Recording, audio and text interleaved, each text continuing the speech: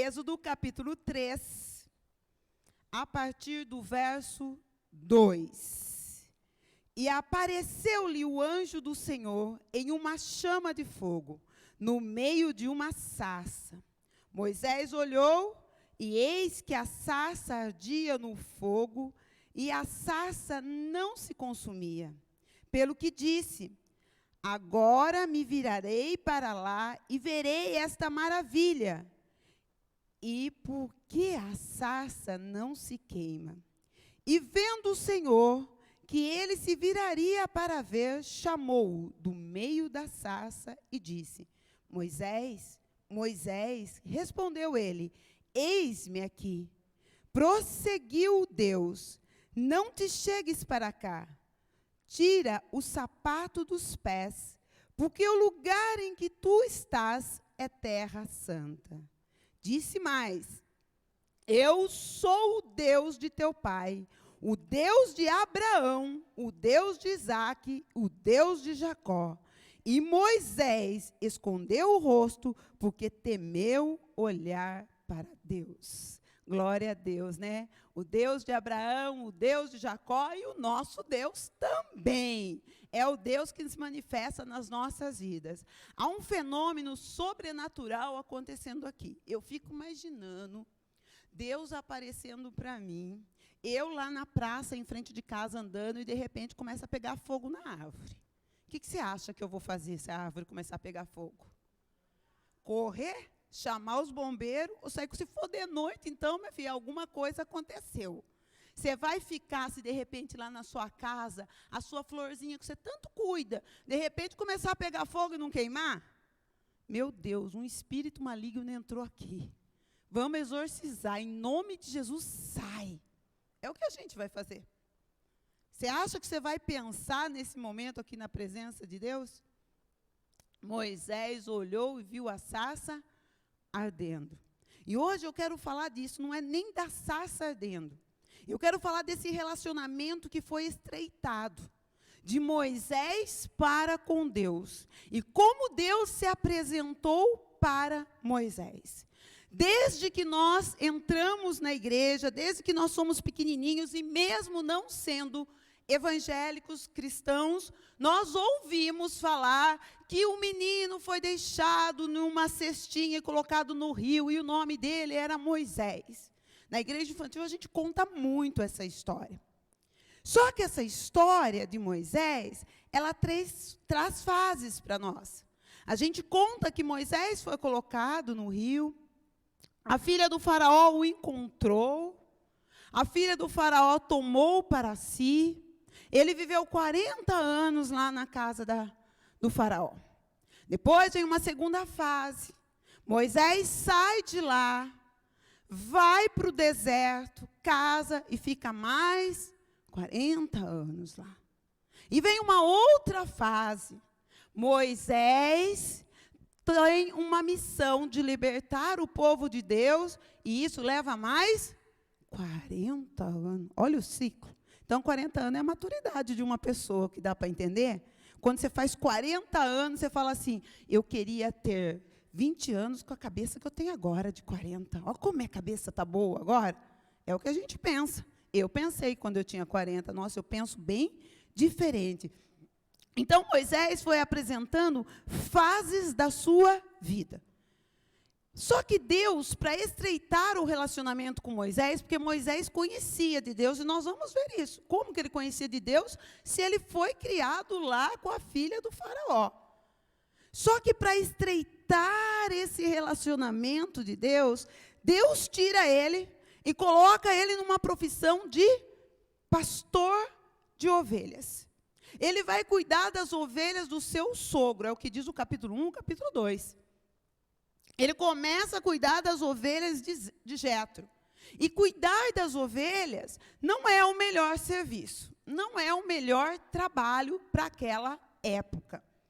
Quando a gente lê lá em Gênesis, capítulo 46, no verso 34, diz que os egípcios, naquela época já dizia: abominação é aquele que cuida de ovelhas. Abominação aos egípcios é todo pastor de ovelha. Não tinha valor, não tinha significado. Hoje, para nós, tem muito significado. Hoje a gente conhece o valor do que é um pastor pastoreando, o que é um pastor acolhendo, cuidando, defendendo, porque essa é a função do pastor. É a função de se colocar a sua vida pelas suas ovelhas. Só que essa função não é reconhecida em quase toda a Bíblia. Quando a gente olha lá em 1 Samuel, capítulo 17, a gente vê Eliabe, como ele fala com Davi. Davi é um dos filhos mais moços de Jessé. No capítulo 16, ele é ungido rei. Ele é ungido, sendo preparado para ser rei. E os irmãos já ficam com o pé atrás com esse menino que não é ninguém, é só um cuidador de ovelhas e, de repente, ele é ungido. E certo dia, o pai diz assim para ele: Davi, pega aqui para mim um pouco de pães, um pouco de leite, um pouco de queijo, põe tudo aí na cesta e leva lá para os seus irmãos. E Davi vai, na melhor das boas intenções. Olha como a profissão, olha como o ofício de pastor não é bem visto. Diz que quando Eliabe olha para Davi, que vem vindo, ele diz assim: o que viestes fazer aqui? Para quem deixastes as poucas ovelhas de nossos pais? Como quem diz, o seu lugar é estar lá, cuidando das ovelhas. Só que Davi era pastor de ovelha, pastor que cuida. Sabe o que ele disse? Deixei guardas com as nossas ovelhas. Pastor não deixa sua ovelha sozinha, ele põe guarda para as suas ovelhas.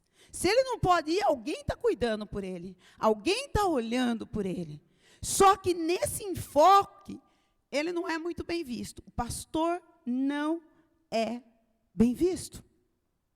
Apesar de restaurar, de sarar, de curar as ovelhas. Então Deus coloca lá Moisésinho cuidando das ovelhinhas. Um dia, quando ele está cuidando, algo estranho acontece. Imagine, 40 anos você está lá, cuidando das ovelhas. Ele passou pelaquela sarça, por aquela árvore pequenininha, espinhosa, várias vezes. Às vezes, a roupa dele até ficou enganchada naquela sarça. Não era uma coisa estranha, ela estava ali. Mas, aquele dia, algo chamou a atenção dele. Foi o dia que Deus apareceu para um relacionamento maior com Moisés. É o dia que algo excepcional, é o dia que algo subitamente acontece e muda a nossa história. Muda aquilo que nós estávamos fazendo. E por que Moisés estava lá cuidando das ovelhas? Por duas razões. Porque o Senhor precisava tratar com o íntimo de Moisés. Precisava tornar ele manso e humilde, como diz o livro de Mateus, capítulo 11, 29. Quem quer, tem que aprender a ser manso e humilde de coração. Moisés não era manso e nem humilde de coração. Você acha que Moisés não se achava por um momento? Eu fui criado no palácio. Ele era poliglota.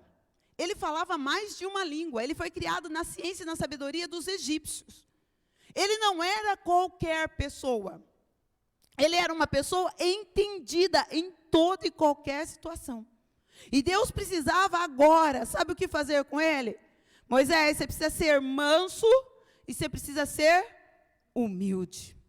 Gálatas 5:22 diz que um dos frutos do Espírito é mansidão. Se você não tem mansidão, você não tem uma das características de Jesus. Porque Jesus diz que ele aprenda de mim, que eu sou manso e humilde de coração. Esse fruto precisa estar enraizado. Esse fruto precisa ser vivenciado todos os dias das nossas vidas. E ele diz assim, humilde. E quando chega no humilde, tem uma colocação que nós temos uma visão errada. Humilde, a gente fala que aquela pessoa é humilde, é porque ela é pobrezinha. Nossa, aquela pessoa é tão humilde, é porque ela não tem uma cultura, não estudou tanto quanto você, mas é o que nós usamos. Fulano é humilde, porque ele anda assim, meio sujinho, com uma calça velha. Isso não é, ele é desleixado. Humildade não passa por você andar com uma calça suja. Isso é relaxo. Isso é você não ter alguém que cuida de você. Ai, a casa do fulano é tão humilde. Mas por que a casa do fulano é humilde? Ah, é aquela mesinha com 4 cadeiras, um sofazinho com um chale. E o que tem que é um sofazinho com um chale? Se você for na casa dele, as 4 cadeiras estiver limpinha, a mesinha limpinha, o sofá com o chale limpinho, só por isso a casa dele é humilde? Não é humilde. A casa dele é organizada. É dentro do padrão que ele pode viver. Quem diz que ele tem o melhor sofá, a melhor cadeira, significa que ele é uma pessoa humilde? Ele pode ser um arrogante. Ele pode ser um soberbo da vida. Deus precisava trazer essa característica para dentro de Moisés. Quando a gente pensar em humildade, não é pensar menos de si mesmo, mas é pensar menos em si mesmo. Não é pensar menos do que aquilo que você é, mas é pensar menos em si, é olhar para o outro. A humildade, ela se coloca no lugar do outro. Lucas, capítulo 4, 18, diz assim, você que está com a Bíblia vai rápido, diz assim: o Espírito do Senhor está sobre mim, porque me ungiu para apregoar o Evangelho aos pobres. Isso quer dizer que Jesus, nessa fala, ele está sendo arrogante? Não. Ele está sendo a pessoa mais humilde. Ele está sobre mim. Eu me movo segundo a orientação do Espírito. Eu faço segundo a orientação do Espírito. Tudo está na dependência do Espírito. Ele entende que ele está debaixo de alguma coisa. Moisés precisava ter essa humildade no seu coração. Deus precisava tratar dentro de Moisés. Sabe por quê? Porque Provérbios 16, 18, 19 diz assim: a soberba procede à ruína. Todo soberbo vai ser destruído. Lembra de você quando você estava com o nariz meio irritado, achando que você sabia, que você podia? De repente, o que aconteceu na sua vida? Puf! Você tomou uma paulada sem saber de onde ela vinha. Tipo assim, acorda. Sou eu que estou fazendo na sua vida, não é você que faz. Então, Deus, de repente, ele vem e dá aquele beliscão. A humildade quer dizer que eu obedeço. Quer saber um exemplo de humildade? Quer saber um exemplo de uma pessoa humilde? Filipenses capítulo 2. Lá no versos 2, abre ou bota bem rápido lá, Hugo, para esse povo ver. Filipenses capítulo 2, versos 2, 11, diz assim, ó: contemplai o meu gozo, para que sintais o mesmo, tendo o mesmo amor, o mesmo ânimo, sentindo uma mesma coisa. Nada façais por contenda ou por vanglória, mas por humildade, considerando os outros superiores a si mesmo. Não atente cada um para o que é propriamente seu, mas cada qual também para o que é dos outros. Para aí, Hugo. Para lá. Para o que é dos outros. Sabe o que é isso? É aquela palavrinha que a gente ouve muito, ó, Deus já estava na frente desses psicólogos, desses entendidos, estudiosos. É a empatia. É o se colocar no lugar do outro. Hoje se fala tanto e tem empatia com o outro. Essa palavra está há mais de 2000 anos, dizendo que eu tenho que ter empatia pelo outro. Que eu tenho que me colocar no lugar do outro. E muitas vezes eu não me coloco. Continua, Hugo. Tendo de sorte que haja em vós o mesmo sentimento que houve também em Cristo Jesus, que sendo em forma de Deus, ele era Deus, mas não teve por usurpação, ele não quis ser igual a Deus, ele deixou, mas se fez a si mesmo de nenhuma reputação, tomando a forma de servo, fazendo-se semelhante aos homens. Olha o que é humildade. Eu deixo a minha glória, e eu não só deixo, eu ainda tomo a forma de servo. Eu ainda vou servir. A palavra do Senhor diz que aquele que quer ser grande precisa servir. Precisa estar em posição daquele que serve. Mateus 20, 28 diz que ele não veio para ser servido, mas veio para servir. O Senhor nos ensina que nós precisamos ter dentro de nós humildade. Quando a palavra do Senhor diz para nós o segundo maior mandamento, o primeiro é: amarás o Senhor teu Deus de todo o teu coração. E depois ele diz o quê? Amarás ao teu próximo. Se coloque, sirva no lugar do outro. Não importa quem é o outro. Eu estou servindo e o Senhor está observando. Ser humilde é a condição dos céus para mim e para você. No sermão da bem-aventurança, o Senhor diz assim: bem-aventurado os humildes de espírito, porque deles é o reino dos céus. Continua sendo soberbo, que você não vai chegar no céu. Talvez você está achando que para chegar no céu precisa ser muito e muito e muito santo. Precisa, mas para isso ele deixou um advogado, aonde eu vou lá, confesso os meus pecados, ele defende a minha causa.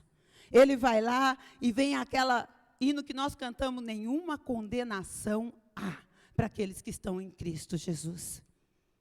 Mas sendo soberbo, você não terá condição de entrar nos céus.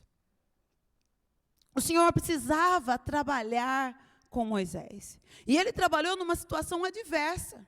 Numa situação que Moisés não estava acostumado. Para quem passou 40 anos na mordomia, de estar nos palácios reais, e agora está cuidando de ovelhas, era uma condição muito atípica do que aquilo que ele havia vivido. Era muito diferente. Mas o Senhor vai lá e trata, para produzir, para aperfeiçoar o que há de melhor dentro de mim e dentro de você. Há um tempo de tratamento de Deus na minha e na sua vida. Há um tempo em que Deus vem tratar no meu e no seu íntimo. O verso 5 de Êxodo, capítulo 3, o verso 5, o Senhor diz assim: não te achegues para cá. O Senhor não queria Moisés? Queria. Mas olha o que ele diz. Tira, ele dá uma ordem, tira os teus sapatos dos teus pés. Sabe o que ele estava dizendo para Moisés? Desprende da sua segurança. Deixa o controle para mim. Lança os teus medos em mim. Coloca os teus complexos, os teus sentimentos diante de mim. Coloca os teus fantasmas na minha presença. Havia coisas em Moisés, como há coisas no meu e no seu íntimo, que só o Senhor conhece. Quando o Senhor diz isso para Moisés, ele está dizendo assim: eu não quero nada que vem do Egito junto com você. Eu quero que você venha limpo diante de mim. Eu não quero nada da segurança que o teu sogro te dá. Eu não quero o alimento que você tem. Eu quero te dar algo novo. Eu quero sarar o que está dentro de você. Mas sarar o que de Moisés? Êxodo capítulo 2, no verso 14, diz que certa feita Moisés está andando e ele vê um egípcio matando um hebreu, maltratando. E aquilo enche o coração dele de ira, que ele acaba matando o egípcio. E isso estava entre ele e o egípcio, porque ele achou que ninguém tinha visto. A gente acha que ninguém vê, mas Deus estava vendo. A gente acha que ninguém sabe, mas Deus está sabendo. Você acha que ninguém sabe o que você está passando, os teus medos, os teus temores, as suas inseguranças. Mas Deus sabe o que passa dentro de mim e de você. Quando chega no verso 14 de Êxodo 2, um dos irmãos dele, olhando para ele, do povo, diz assim: agora você acha que é príncipe entre nós? Vai nos matar como mataste aquele egípcio? Há coisas que ninguém sabe a seu respeito, mas que Deus sabe, e Ele precisa fazer uma mudança dentro de nós. Por isso, é tempo de tirar o sapato. Mas tirar os sapatos não é Deus quem tira. É uma decisão minha. É uma escolha nossa. Sou eu quem decido. Sou eu quem escolho tirar as sandálias dos pés. Sabe o que é isso? Sou eu que decido parar de ser a vítima da história. Eu que sofro. Nada dá certo na minha vida. Sou eu que decido abrir a mão da mágoa que me fizeram há tantos e tantos anos. Sou eu que decido abrir mão do pecado que eu vivo. Sou eu que decido abrir mão de ser arrogante. Não é Deus. Se você está esperando Deus aparecer para mudar todo o seu interior, não vai acontecer. Deus fala pela sua palavra. E é a sua palavra que traz no seu íntimo. Sou eu que decido. Deus só diz para você: olha, tira a sandália dos teus pés, tira as amarras que estão te segurando, sai do embaraço que hoje te segura. Muda a sua vida. Sabe, mas o que acontece hoje em dia? Nós encontramos pessoas se escondendo atrás de situações. E depois dizendo: a culpa é de Deus. É Deus que não resolve. É Deus que não faz. É Deus que não vem. Quando o Senhor diz para Moisés: tira a sandália dos pés, Ele está dizendo: eu vou te levar a um novo relacionamento comigo. Eu vou te levar a uma nova etapa da sua vida. A sarça ardendo foi um atrativo da presença de Deus. Você está me vendo? Eu quero mais contato com você, Moisés. Eu quero falar mais contigo, Moisés. Mas primeiro você precisa se despojar de tudo aquilo que é velho, para que eu possa trazer o novo. É isso que Deus tem desejo de fazer. E Deus é perito em fazer isso. Atos capítulo 9, no verso 5, diz que um tal Saulo está andando de cavalo, perseguidor da igreja, conhecedor do Deus dele, do jeito que ele conhecia. E diz que de repente uma luz vem sobre ele. E a luz diz assim: por que me persegue, Saulo? E ele diz assim: Senhor. Como que ele sabia que era o Senhor? Como que ele sabia que aquela era a voz do Senhor? E a partir daquele momento, ele fica cego. E o relacionamento dele começa a se afinar na presença de Deus. Ele começa a entender quem era o Deus que ele estava perseguindo. Há momentos para mudança de fase, de vida. Algo vai acontecer na sua vida.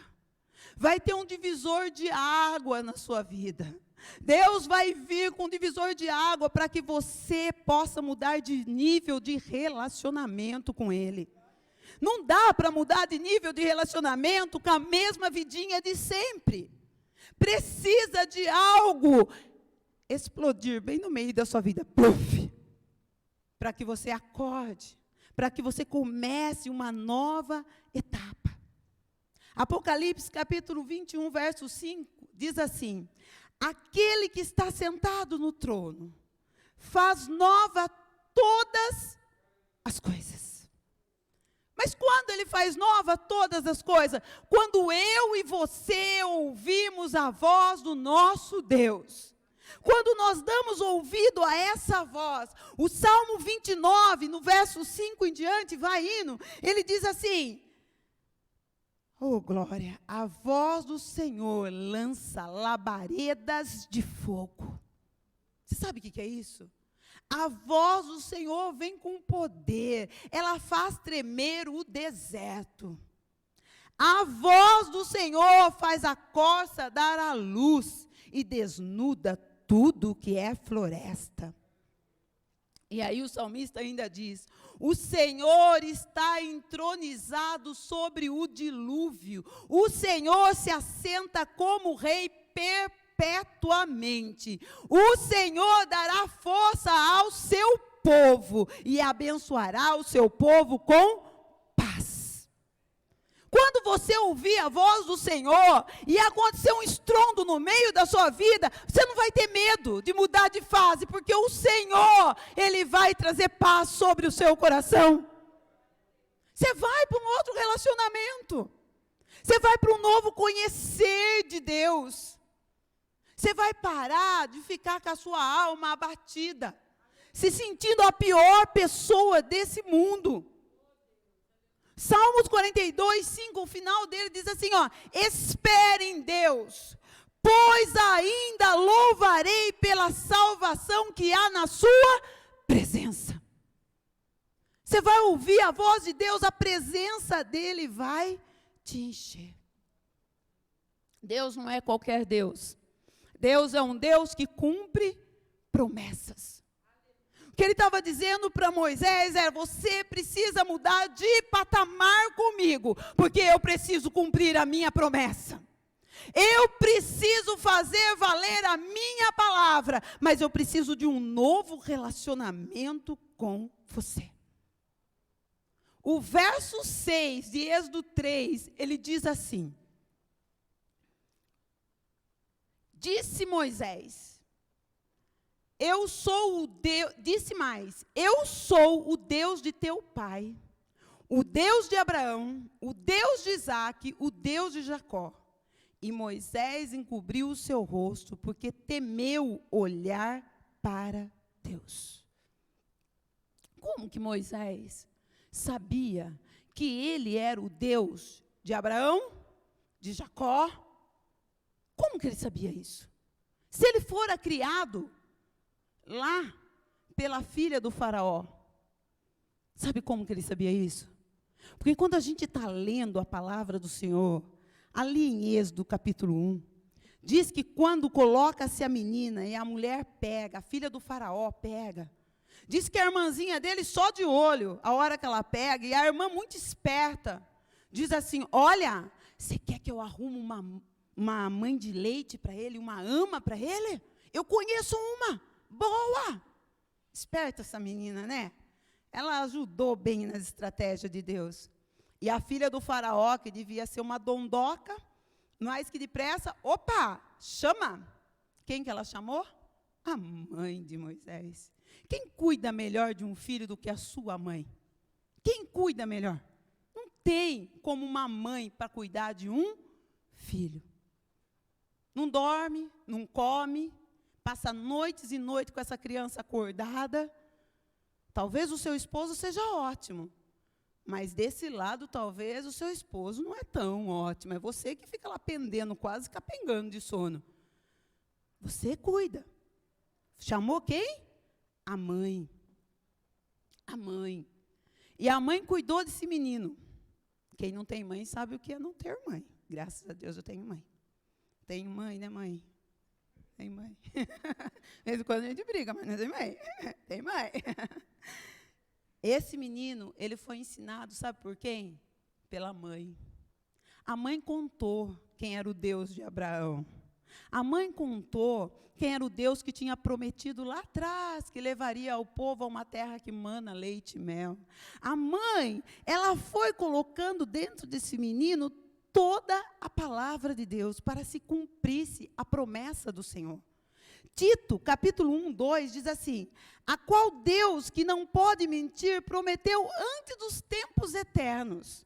A palavra do Senhor, ela não pode, Deus não pode mentir. Então, Ele cumpre a sua palavra.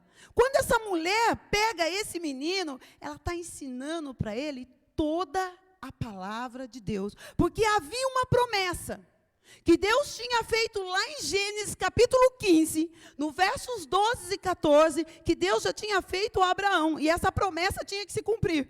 E ele precisava agora contar com Moisés para o cumprimento dessa promessa. O que Deus te prometeu lá atrás, ele não esquece. Ele vai cumprir, não importa o tempo. Olha o que diz o verso. Volta lá, Hugo, isso é muito rápido. E pondo-se o sol, um profundo sono caiu sobre Abrão. E eis que grande espanto e grande escuridão caíram sobre ele. Então disse a Abraão, saibais, de certo, que peregrina será a tua semente em terra que não é sua. Servi-los-á e afligi-lo-ás 400 anos.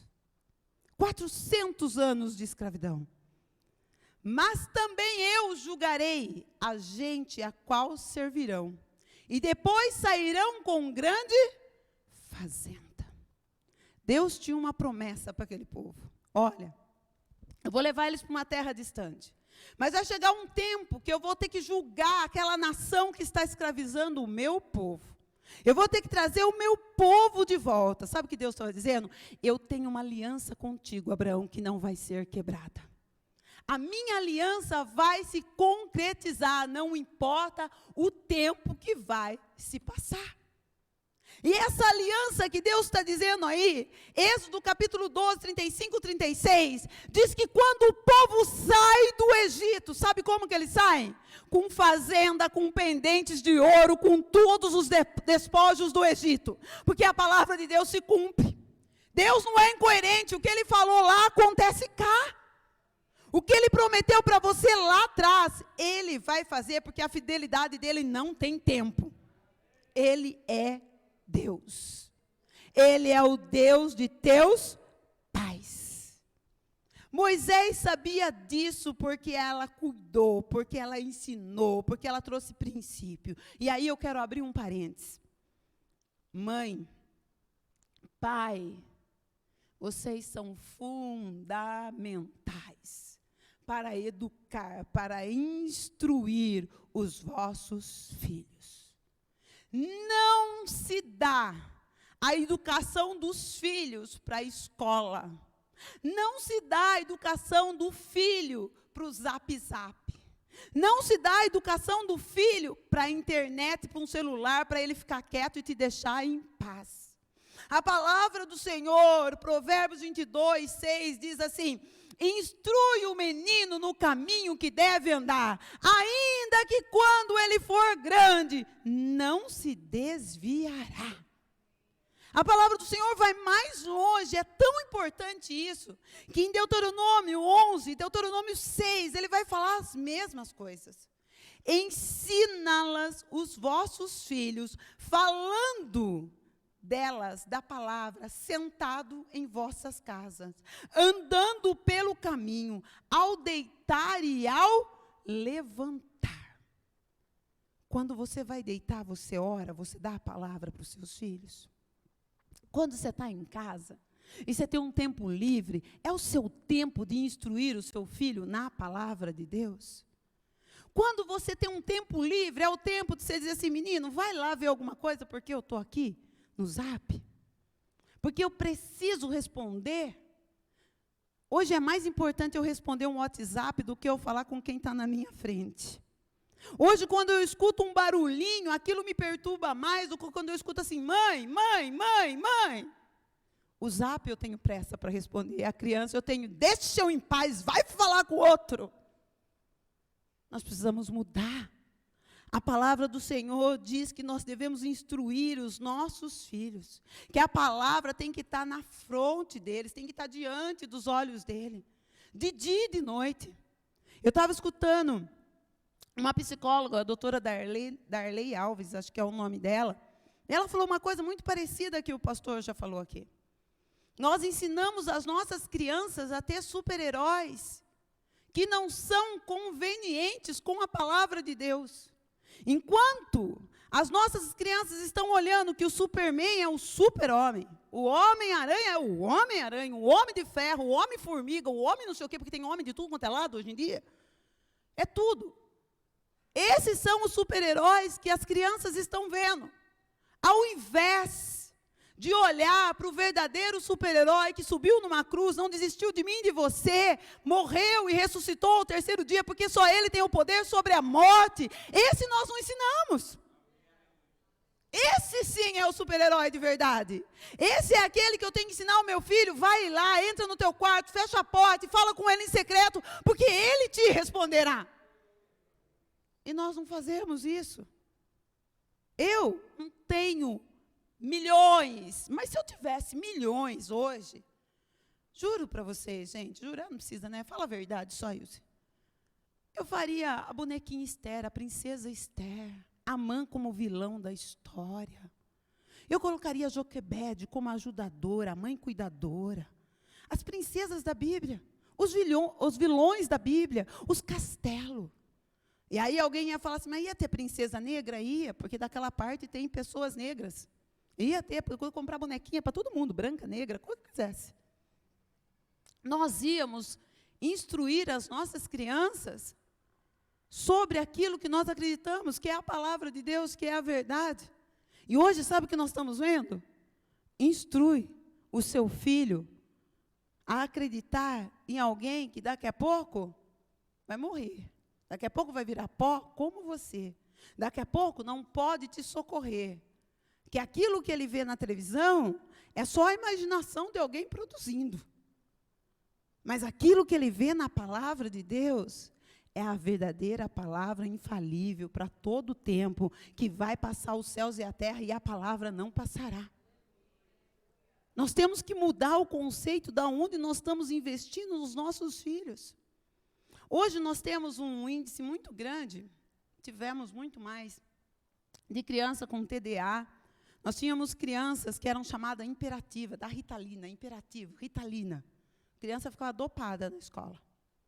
Hoje a gente tem um índice grande de autismo, ou espectro autismo, ou de Asperger. Está lá. Não sei se é modismo, não sei se aparece mais. Mas sabe o que está aparecendo agora? Um outro tipo de criança, porque começou-se a rotular essas crianças. Criança chamada TOD. O que é TOD? É uma criança que tem transtorno opositivo defensivo. É aquela criança que quando você diz para ela não, ela discute com você o não, e ela vai discutindo, ela não tem o limite. Até ela cansar você. Ela vence você pelo cansaço. Ela chega a fazer com que você ache que você está errado e ela está certa. Tem muitas dessas crianças hoje perdidas dentro das unidades escolares. E tem muitos pais não sabendo como lidar com essas crianças. Alguém vai dizer assim, esses dias a minha diretora, a secretária da escola mandou, Ilzê, tem uma mãe aqui falando que a criança está assim, assim, assim. Falei, mas é da minha sala essa criança? Não, essa criança é lá do M2. Do M2 não, do M1. As minhas têm de 3 para 4. M1, elas têm de 1 ano e meio para 2. É lá do M1. E ela começou a falar.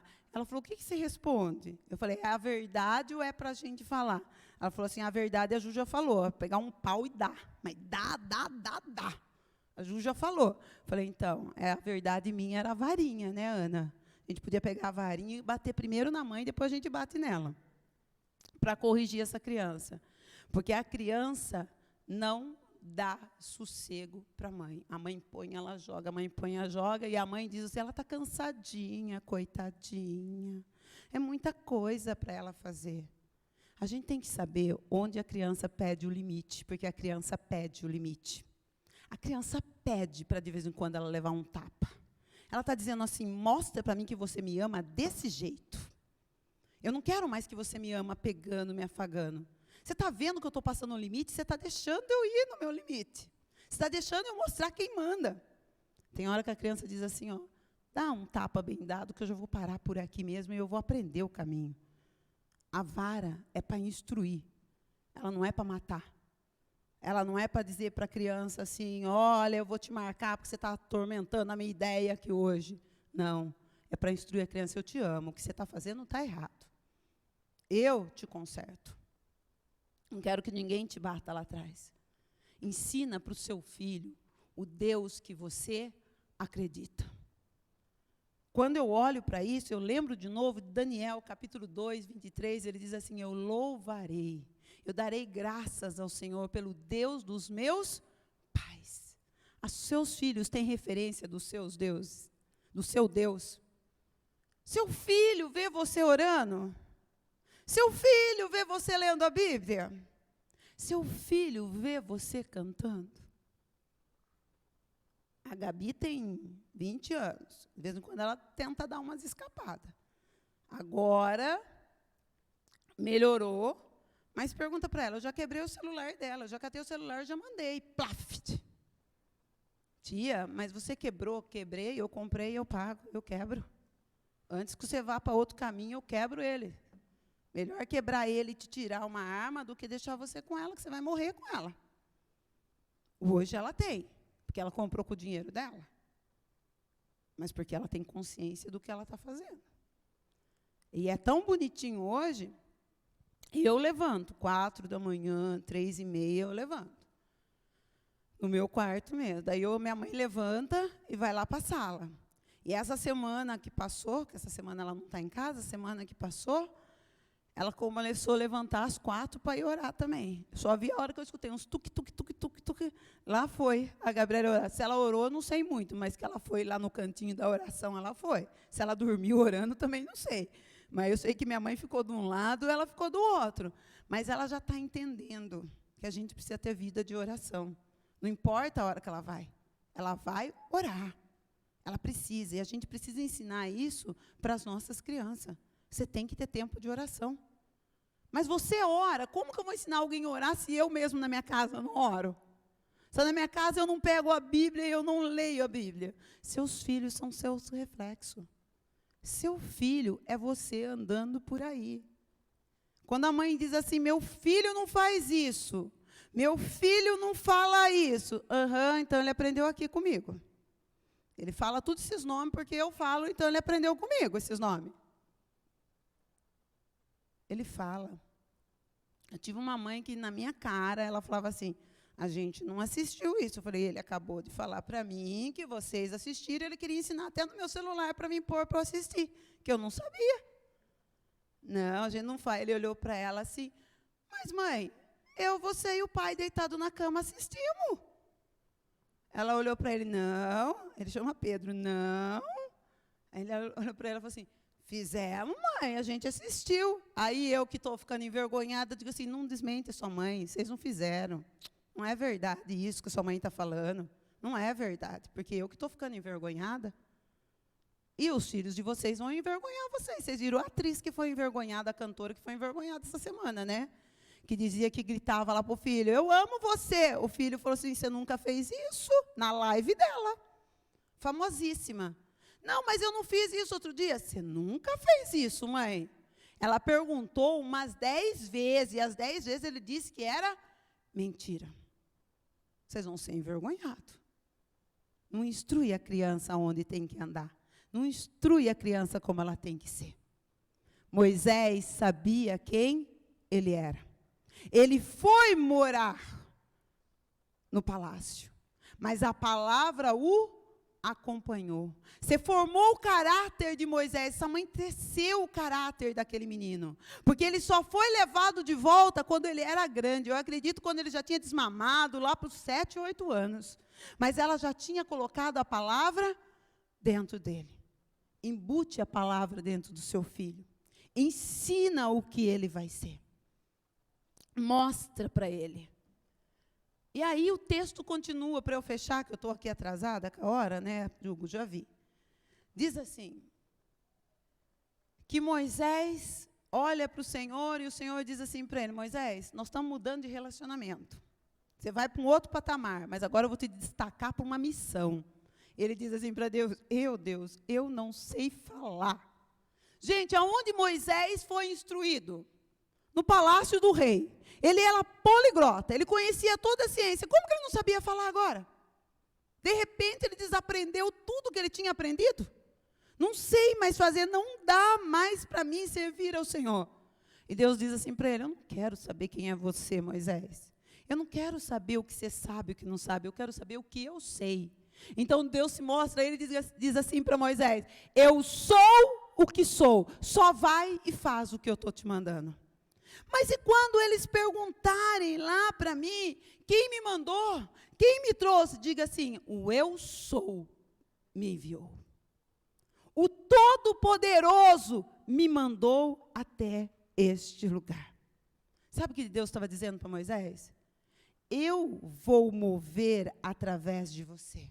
Não importa o Egito, não importa o faraó, não importa nada, importa é a minha palavra. Sabe o que Deus está dizendo para você? Que quando você tira as suas sandálias, quando você deixa tudo para trás, Deus começa a se mover na sua vida. Deus começa a aparecer como eu sou na sua vida. Quem é esse eu sou? Esse eu sou é aquele que foi descrito pelo profeta Isaías de uma maneira tão tremenda, de uma maneira que você fica lendo o que diz Isaías 40, a partir do verso 1, 2, 3, 5 e vai até o 27, você fala assim: como alguém pode escrever algo tão grande de um Deus tão grande? Quando ele começa a dizer lá no verso 12, quem mediu com o seu punho as águas? Que Deus é esse, gente? E tomou a medida dos céus a palmo, ele foi a palmo, medindo os céus. Olha a grandeza do seu Deus. Ele recolhe o pó da terra. Ele pesou os montes.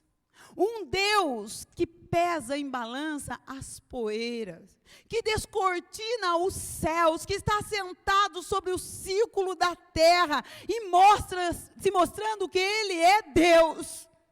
E de repente eu e você ficamos perguntando: quem é esse Deus?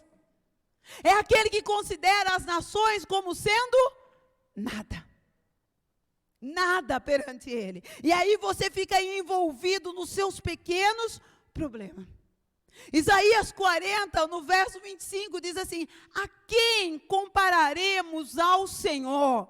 Quem instruiu ao Senhor em tudo o que Ele fez? Ou melhor, quem foi o seu professor? Quando ele diz, eu sou o que sou, ele está dizendo, eu já era antes. Eu já estava lá antes de tudo isso. Sabe por que eu não tenho medo do meu futuro?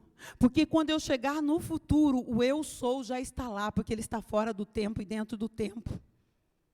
Sabe por que a gente não precisa ter medo do futuro? Esses dias alguém falou assim para mim: mas você não vai casar? E depois eu fiquei pensando, não vai casar, vai casar? Eu fiquei lá, eu pensando nesse vai casar dela, né? Por que ela tinha falado isso para mim, do vai casar? E aí eu perguntei, mas por que você perguntou se eu ia casar? Ah, porque a pessoa precisa ter uma pessoa lá na vida, no final da vida. Aí eu voltei a pensar tudo de novo. E não tinha encontrado muitas respostas para os meus pensamentos, porque ela me deixou inquieta.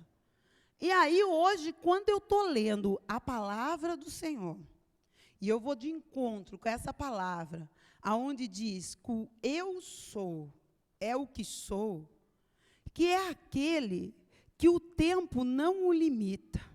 Que Ele está aqui hoje, mas Ele já está preparando o meu futuro lá na frente. Então, estar ou não estar casada lá na frente não tem importância, porque Ele estará lá na frente. Ele estará cuidando de todas as coisas lá.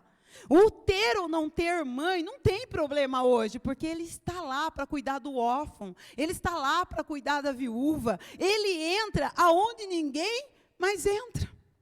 Ele é dono do presente, do passado e do futuro. Deus é atemporal. Ele trabalha, Ele não se limita no tempo. Deus não se esquece de nada. Ele não esquece, Ele tanto não se esquece de nada, que a palavra do Senhor diz em 1 Samuel, no capítulo 1, diz que Ana, você falou de Ana esses dias, que Ana estava lá chorando, pedindo um filho. E o 1:19 diz assim: Deus lembrou-se de Ana. Espera um pouquinho, Deus tinha esquecido de Ana? Deus esquece de alguma coisa? Não. Foi o tempo que Deus entrou na vida de Ana para dar-lhe um filho. Teve um tempo de tratamento, mas teve um tempo que Deus entrou lá dentro do tempo. Ele entrou no tempo, porque ele é fora do tempo, para que Ana pudesse ter um filho. Em Gênesis capítulo 30, 22, diz que então Deus se lembrou de Raquel. O Deus ouviu a oração de Raquel e abriu a madre dela. Deus não havia esquecido de Raquel, mas Deus lembrou de Raquel. Sabe por que ele não se esqueceu? Porque Isaías 49, 15 diz assim: pode uma mãe se esquecer do seu filho? Todavia, se ela se esquecer, eu, o Senhor, não esquecerei.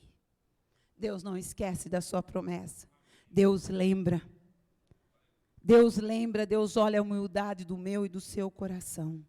Diz que Jesus está lá na cruz, sendo crucificado, um ladrão de um lado, um ladrão do outro. E o arrogante diz assim: por que não desce dessa cruz se tu és Deus? O outro diz assim: você é um louco, você não sabe o que está falando. E ele olha para Jesus e diz assim: lembra-te de mim quando entrares no teu reino. E Jesus imediatamente diz assim: hoje estarás comigo no meu reino. Sabe o que é isso? Deus lembra de cada coisa que nós pedimos. Deus está fora desse tempo que você fica falando: quando Deus vai fazer? Pelo amor de Deus, eu não aguento mais. Aguenta, meu amado. Aguenta, porque é um tempo que Deus vai vir para dividir a sua vida, porque Ele quer um outro relacionamento. Ele quer mudança de relacionamento com Ele. Raquel pediu para o Senhor: lembra de mim e abre a minha madre. Fala comigo, Senhor. Hoje você pode falar para o Senhor: Senhor, lembra de mim. Abre as comportas, Senhor. Senhor, lembra de mim e entra com providência na minha vida. Senhor, lembra de mim e traz a cura que eu tanto peço.